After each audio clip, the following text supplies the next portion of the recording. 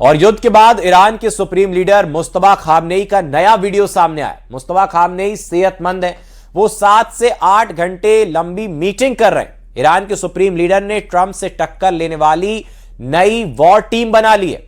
Iran की war machine में एक से एक कट्टर कमांडर शामिल किए गए। रिपोर्ट देखिए।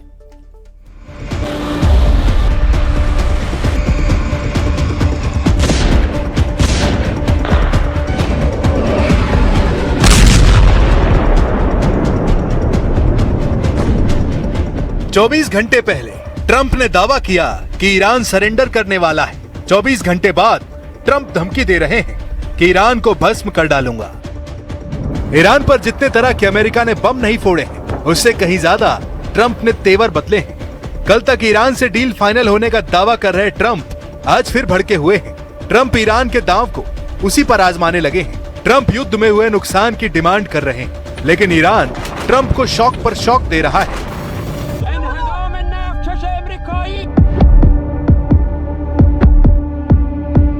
ईरान ने अपने सुप्रीम लीडर की वॉर मीटिंग का गुप्त वीडियो रिलीज कर दिया है। यह वीडियो ट्रंप को 440 वोल्ट का झटका देने वाला है, क्योंकि supreme leader Mustafa Khamenei fit and fine है। मुस्तफा के चेहरे पर कोई टेंशन नहीं दिख रही है, उनके दोनों हाथ सही सलामत हैं। मीटिंग में सुप्रीम लीडर ने जो प्लानिंग की वो अब ट्रंप को डरा रही है, क्योंकि ईरान डील तो दूर की बात अपनी नई वॉर टीम को जंग में उतार चुका है। इसके साथ एक बात और क्लियर हो गई है, वो ये कि ईरान के सुप्रीम लीडर का रुतबा बरकरार है। ईरान के सुप्रीम लीडर की हनक साफ है, उनके घायल होने और मौत की अफवाह खारिज हो चुकी है। मुस्तफा खामनेई ने युद्ध का रिमोट कंट्रोल थाम लिया है, जिससे ट्रंप का सीज फायर प्लान फुस हो गया है। ईरान की वॉर मशीनरी में बड़ा फेरबदल हुआ है। मुस्तफा खामनेई ने 6 टॉप कमांडर बदल डाले हैं। अब कौन बना किसका बॉस जानकर ट्रंप दहल गए हैं। ईरान की मेहर न्यूज एजेंसी की रिपोर्ट के मुताबिक देश के सभी सशस्त्र बलों की कमान संभालने वाले नेता आयतुल्ला सैयद मुज्तबा हुसैनी खामनेई ने सेना के 6 बड़े पदों पर नई नियुक्तियां की हैं, जिनमें ईरानी सेना के elite Islamic revolutionary guards corps के चीफ का नाम भी शामिल है। ईरान की नई वॉर टीम में IRGC के commander in chief Ahmad Vahidi बनाए गए हैं। IRGC के डिप्टी कमांडर का नाम मुस्तफा इजादी है। IRGC नेवी कमांडर का पद अली ओमाजाई को दिया गया है। ईरान की बसीज फोर्स के चीफ अब हुसैन तायब है। ईरान के चीफ ऑफ स्टाफ का नाम अली अब्दुल्लाही है। वहीं केमार्स हैदरी ईरान सेना के डिप्टी चीफ ऑफ स्टाफ है। सुप्रीम लीडर ने वॉर टीम बनाने में अच्छा खासा टाइम लिया है। उन्होंने वॉर टीम के ऐलान के बाद राष्ट्रपति पेजेशकियान से 7 घंटे तक बातें की हैं। सुप्रीम लीडर से मीटिंग के बाद प्रेसिडेंट ने दुश्मनों को उनका मैसेज दिया है। ईरान ने साफ किया है कि वो युद्ध में मजबूती से टिका हुआ है। नई वॉर टीम ईरान को युद्ध में जीत दिलाने के लिए बनाई गई है। دیدار بسیار خوبی بود. تقریبا حالا شاید 7 ساعت خدمتشون بودیم. از تمام مسائل کشور رو تونستیم با همدیگه گفتگو کنیم و خب طبیعتاً دغدغه اصلی که اونجا مطرح میشد در رابطه با مسائل معیشت مردم بود، وضعیت بازار بود، اشتغال بود، مسکن مردم. ईरान ने हरमुज पर ट्रंप को समझौते का ऐसा ऑफर दिया जिसने उन्हें भड़का दिया है।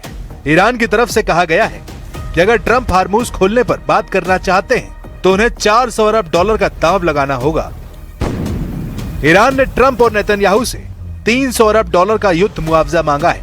साथ ही ईरान को अपने वो 100 अरब डॉलर वापस चाहिए जिसे ट्रंप ने फ्रीज कर रखा है। ट्रंप इन शर्तों को मानेंगे तब ईरान हरमुज पर बात करेगा। बातचीत में ईरान की डिमांड क्या होगी इसका अभी कुछ पता नहीं। पेजेशकियान ने वार्निंग दी है कि जो दुश्मन ईरान का सरेंडर चाहता है उसे अब मुस्तफा खामनेई के आगे झुकना होगा।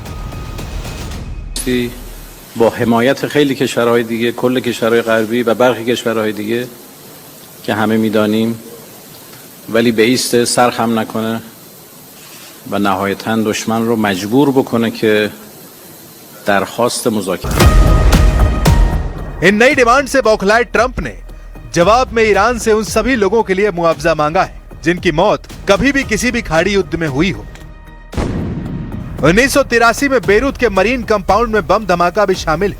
बेरूत बम ब्लास्ट में 241 अमेरिकी सैनिकों की मौत हो गई थी। यही नहीं, ट्रंप ने साल 2003 से 2011 के बीच इराक में मारे गए 603 अमेरिकी सैनिकों का हर्जाना ईरान से मांगा है। ट्रंप ने कहा है कि वो ये भी चाहते हैं कि तेहरान मारे गए ईरानी प्रोटेस्टर्स के परिवारों को मुआवजा दे।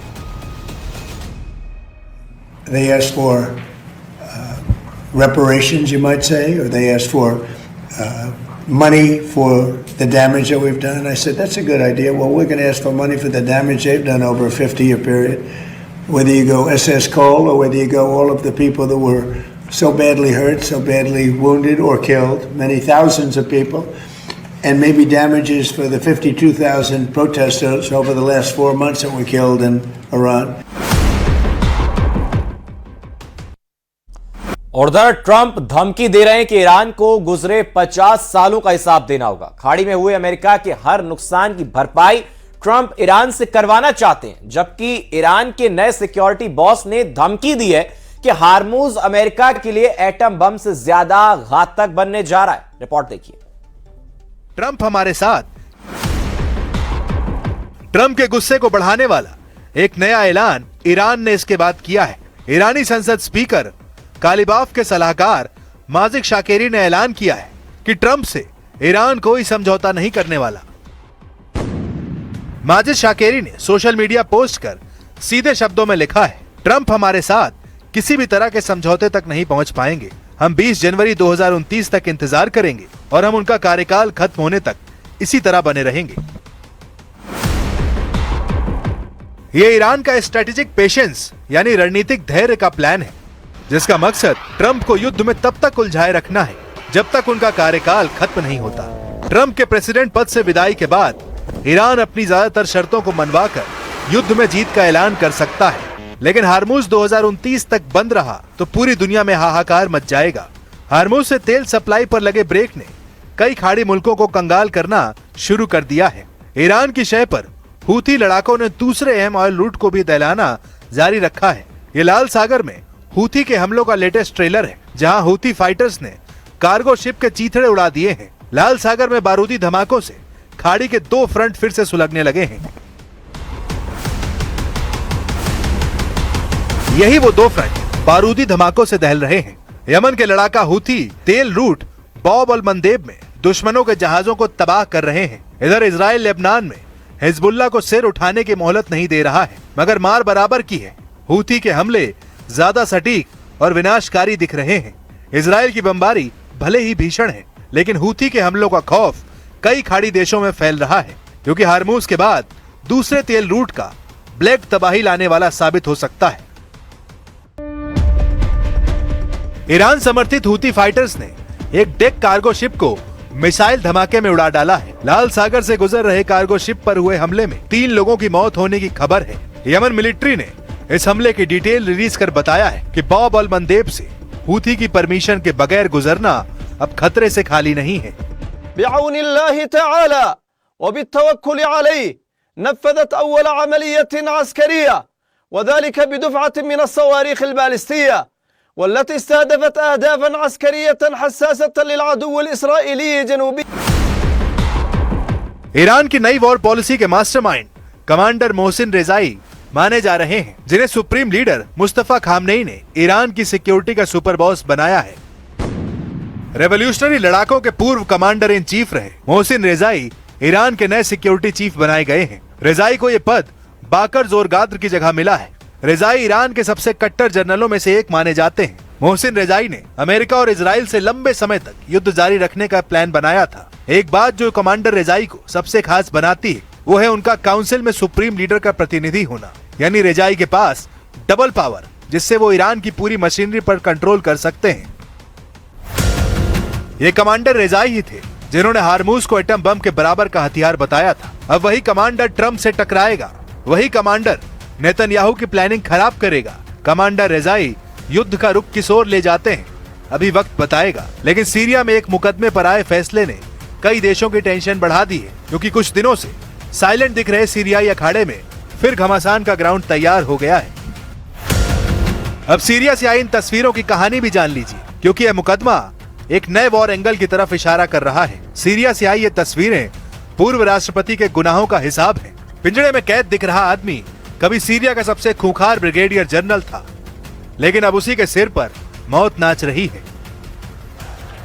सीरिया की अदालत में सिविल वॉर के दौरान वॉर क्राइम और इंसानियत के खिलाफ क्राइम के आरोपों में दोषी ठहराए जाने के बाद पूर्व राष्ट्रपति बशर अल असद को मौत की सजा सुना दी है। असद दिसंबर 2024 में तख्ता पलट के बाद परिवार समेत मॉस्को भाग गए थे, लेकिन अहमद अल शरा की हुकूमत ने असद पर मुकदमा चलाकर उन्हें फांसी पर टांगने के बंदोबस्त कर लिए हैं।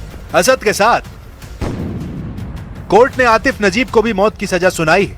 आतिफ नजीब जनवरी 2025 में गिरफ्तार किए गए थे। नजीब 2011 के विद्रोह के एपिसेंटर दारा में पॉलिटिकल सिक्योरिटी के हेड थे। उस वक्त उनके एक्शन को इंसानियत के खिलाफ क्राइम साबित किया गया था। आतिफ नजीब बशर अल असद के ममेरे भाई हैं। आतिफ नजीब सीरियाई सेना के पूर्व ब्रिगेडियर जनरल हैं। बशर अल असद ने अपने पिता की मौत के बाद साल 2000 में सत्ता संभाली थी। असद के पिता हाफिज अल असद ने करीब 30 साल तक सीरिया पर शासन किया था।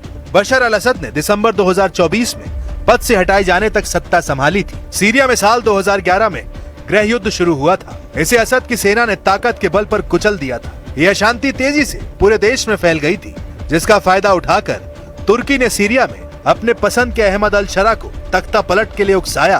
तब कमांडर जुलानी के नाम से कुख्यात रहे अल शरा ने कई लड़ाका ग्रुप की संयुक्त सेना बनाकर असद सरकार को उखाड़ फेंका। हालांकि असद मॉस्को भागने में कामयाब रहे। पहले भी बशर को पुतिन का सपोर्ट मिलता रहा। हालांकि अब बदले हुए हालात बशर कितने दिन तक सलामत रह पाएंगे, ये पुतिन के फैसले से तय होना है, क्योंकि हाल ही में अहमद अल शरा ने पुतिन से मुलाकात कर दोस्ती बढ़ानी शुरू कर दी है। लेकिन अल शरा की ट्रम्प से नजदीकियों को पुतिन नजरअंदाज करने को तैयार नहीं। खासकर तुर्की के एर्दोआन पर पुतिन भरोसा करने वाले नहीं, क्योंकि तुर्की ने अमेरिका से F-35 डील करने के लिए पुतिन को धोखा दिया है, जिससे सीरिया फ्रंट के एक बार फिर बारूदी बैटल ग्राउंड बनने के सिग्नल मिलने लगे हैं।